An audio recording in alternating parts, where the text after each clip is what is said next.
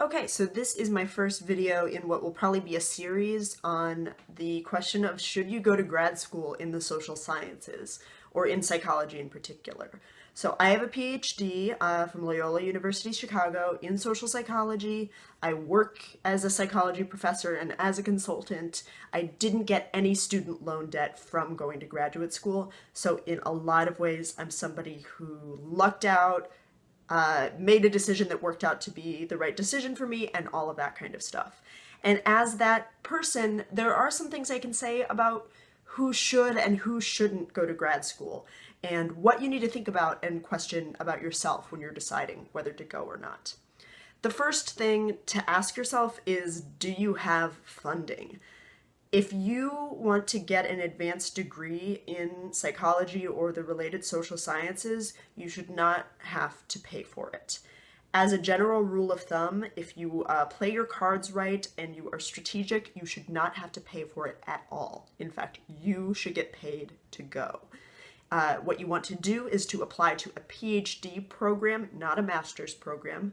Master's programs are mostly ways of generating money for a lot of schools. And you need to apply for funding at those schools that you apply to a PhD program for.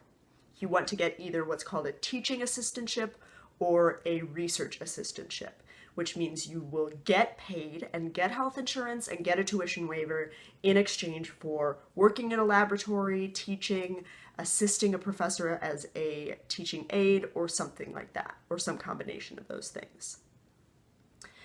That makes such a huge difference in your life if you get that opportunity. It's really everything. First of all, you get work experience while you're still in grad school. You have resources to pay your own way so you can really focus on your own schooling. And then when you graduate, you don't have any debt. It makes a huge categorical difference in the quality of your grad school experience. I didn't incur any debt at all for going to grad school. I started out being paid $14,000 a year in 2010 when I started, and then that eventually moved up to $16,000 a year, and then that was how much I actually took home before taxes. So with that, I was in Chicago able to pay my rent and groceries and things like that. It's not an extravagant lifestyle, but since I had health insurance, it was enough for me to kind of get by. That's the big one, and that's the one I'm going to focus on in this video. Funding is just so important. Master's degree programs are really expensive, and usually people have to work while they're earning their master's degree because they're not getting paid to go to school because they don't have an assistantship, which makes it harder for them to succeed and focus on school. And the work they might be doing might not be related to their career of choice, so that also has a lot of negative aspects to it. Whereas if you go to a PhD program and you get an assistantship, you are working and basically having a paid internship and doing research and maybe even getting publications, which is the case for me, all while going to grad school and being able to focus on my schooling and on skills that were related to my field of interest. You should consider applying to PhD programs even if you don't want a PhD, because most PhD programs have a master's degree that you get as part of the process. So I applied to a PhD program straight out of undergrad, and I picked up my master's as part of that program, and that's very typical. So even if you're not sure that you want a PhD or you want to be in school that long, apply to PhD programs, go to one and get that money, and you can always drop out after you get your master's. They can't make you stay. Every year you can decide whether you still want to enroll and keep taking classes. So it's absolutely worth it. The thing to keep in mind, though, is that PhD spots are a little bit more competitive and they are more limited in number compared to master's degree programs.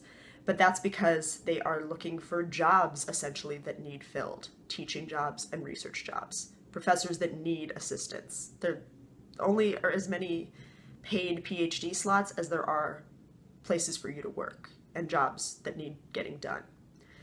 Schools can offer an almost unlimited number of master's degree slots because that's not the case for those slots. They don't have to pay for those students. They get those students to pay for the privilege of going there.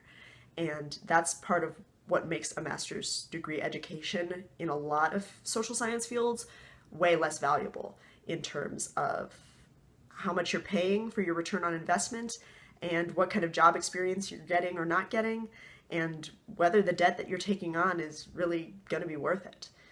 So that's the first aspect of applying to grad school that I wanted to hone in on. Is it possible for you to get into a PhD program? And do you have it in you to apply to PhD programs so that you can get funding? If you can't get funding or you can't get into PhD programs, then you really need to consider the overall cost of your education and what it's going to be to get a master's, paying for that with loans and out of pocket, and having to worry about paying your rent and not necessarily getting relevant job experience while you're going to grad school. There are still situations where it's worthwhile for a lot of people, but it comes at a much greater cost. And it's important to know that there is an alternative to that. You don't have to pay for grad school at all. And that's always the route that I recommend to people first. And it's the route that leaves me debt-free in terms of graduate education. From the day I graduated, no debt from grad school, nothing to worry about. Okay, we'll talk about other aspects in the next video.